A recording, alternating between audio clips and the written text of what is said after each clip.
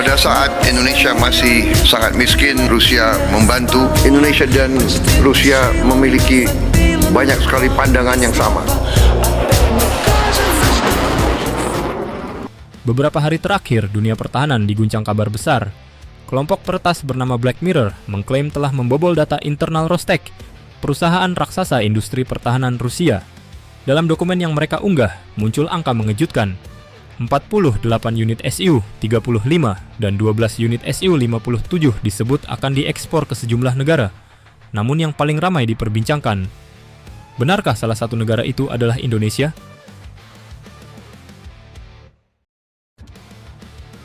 Latar kebocoran. Kebocoran ini pertama kali terdeteksi di kanal gelap Telegram dan forum-forum keamanan siber Rusia.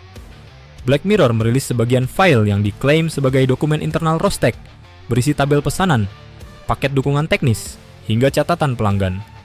Dalam salah satu tabel, muncul kode proyek yang disebut berkaitan dengan pengiriman Su-35 dalam jumlah besar, dan tambahan 12 unit Su-57, jet tempur generasi kelima Rusia. Tak butuh waktu lama, media pertahanan internasional pun ramai membahasnya. Apakah ini daftar ekspor rahasia yang belum diumumkan publik? Isi kebocoran data. Jika ditelusuri, dokumen yang beredar lebih menyerupai tabel perencanaan ekspor dan penawaran kontrak, bukan dokumen pengiriman aktual. Beberapa entry mencantumkan istilah teknis seperti AWE Kits, Airframe Shipsets, hingga Price Proposal. Yang menarik, dua kolom diantaranya memuat angka besar, 48 untuk Su-35 dan 12 untuk Su-57, disertai estimasi nilai miliaran dolar. Namun, bagian yang paling sensitif adalah kolom pelanggan. Sebagian data tertutup, sebagian lagi dikodekan, dan disitulah spekulasi bermula. Negara mana yang dimaksud? Dari hasil analisis sementara, beberapa media dan analis open source menafsirkan bahwa entry 48 Su-35 itu kemungkinan besar ditujukan untuk Iran, sedangkan paket 12 Su-57 disebut-sebut berkaitan dengan Aljazair. Kedua negara tersebut memang sudah lama dirumorkan sebagai calon pembeli jet tempur generasi terbaru Rusia. Sedangkan nama Indonesia tidak muncul secara eksplisit dalam dokumen yang beredar. Artinya, klaim yang menyebut Indonesia sebagai salah satu pembeli dalam kebocoran Rostec sejauh ini belum memiliki dasar kuat. Validitas dokumen. Perlu diingat, keaslian dokumen Black Mirror belum diverifikasi secara independen. Rostec sendiri belum memberikan tanggapan resmi. Dalam kasus kebocoran semacam ini, sangat mungkin sebagian dokumen adalah draft internal, proposal yang belum disetujui, bahkan simulasi perencanaan ekspor. Namun tetap saja, bocoran ini menarik perhatian karena jumlahnya besar dan melibatkan jet-jet tempur paling berteknologi tinggi milik Rusia. Khususnya Su-57 yang masih sangat terbatas produksinya, bahkan di dalam negeri Rusia sendiri.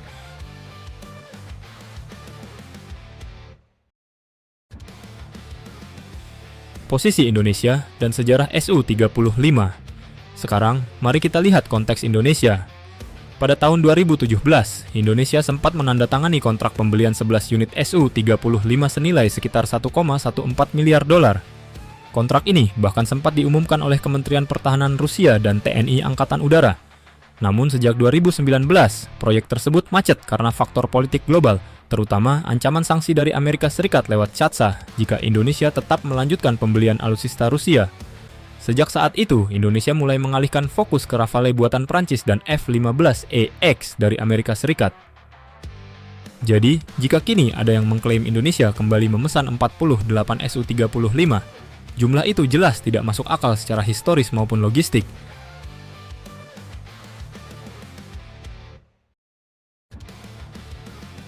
Mengapa isu ini cepat viral? Isu ini langsung viral karena menyentuh dua hal sensitif.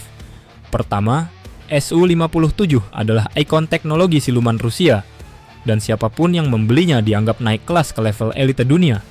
Kedua, karena Indonesia pernah punya sejarah pembelian Su-27 dan Su-30, sebagian warganet langsung mengaitkan kebocoran ini dengan rencana lama yang belum terrealisasi.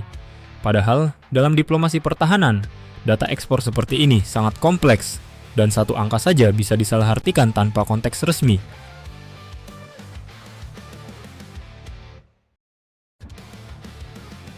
Analisa dampak dan kemungkinan nyata. Jika bocoran ini benar adanya, dan memang ada ekspor besar Su-35 dan Su-57, maka peta kekuatan udara global akan berubah. Iran, jika menerima 48 Su-35, akan memiliki armada tempur modern untuk pertama kalinya sejak revolusi 1979. Aljazair dengan 12 Su-57 akan menjadi negara pertama di Afrika yang mengoperasikan jet siluman generasi kelima. Namun bagi Indonesia, tidak ada tanda-tanda diplomatik, logistik, maupun anggaran yang mengarah ke pembelian baru dari Rusia. TNI Angkatan Udara kini sedang fokus pada proyek Rafale, KF-21, dan KAAN sebagai tulang punggung masa depan.